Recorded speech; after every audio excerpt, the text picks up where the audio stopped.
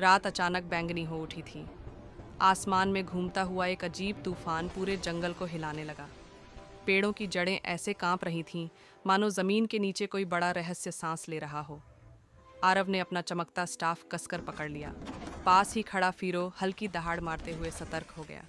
उसी वक्त जंगल का एक पुराना पेड़ धीरे धीरे चीखता हुआ बीच से टूट गया। अंदर से नीली डरावनी रोशनी चमकी और आरव तुरंत आगे बढ़ा। उस चमक के बीच एक टूटी हुई छाया दरार दिख रही थी, मानो किसी ने अंधेरे को फाड़कर अंदर जगह बनाई हो। अचानक उस दरार के भीतर से एक हल्की सी कमजोर सी आवाज आई, कोई है? मेरी मदद करो।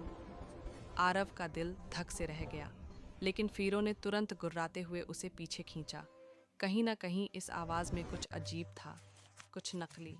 और तभी सफ़ेद रोशनी की एक पट्टी उनके सामने से गुजरी। एक चमकीली सफ़ेद लोमड़ी उनके सामने प्रकट हुई। उसकी आंखें डर और चेतावनी से भरी थीं।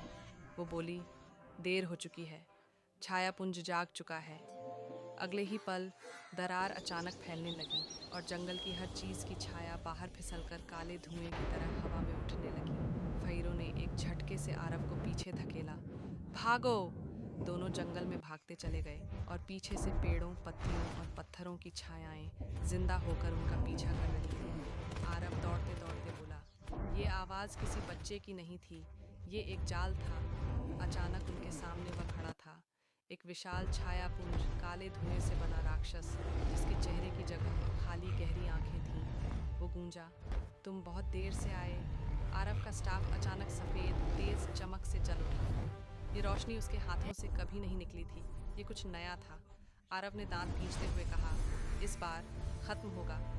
उधर फैरो ने जोरदार दहाड़ लगाई और उसकी दहाड़ से जमीन पर गोलाकार उजाला फैल गया। छायापुंज उस रोशनी में जलने लगा और उसकी ताकत टूटती गई। आरव ने पूरा जोर लगाकर हवा में छलांग लगाई। उसका चमकता स्टाफ सीधे राक्षस के बीचों बीच जा टकराया। एक जबरदस्त झटका, एक गूंज, और पूरा छायापुंज राख बनकर हवा में बिखर गया। लोमड़ी आगे बढ़ी, अपनी पूंछ से दरार पर एक चमकीली लकीर खींची और छपाक की हल्की आवाज के साथ दरार हमेशा के लिए बंद हो गई। जंगल में पहली बार सुकून भरी हवा चली। आसमान साफ हो चुका था। फीरो ने थके हुए आरव के सिर पर अपना पंजा रखा। दोनों मुस्कुराए। लोमड़ी धीरे धीरे धुंध में बदलते हुए बोली, नई दरारें कभी भी बन सकती हैं, तैयार रहना।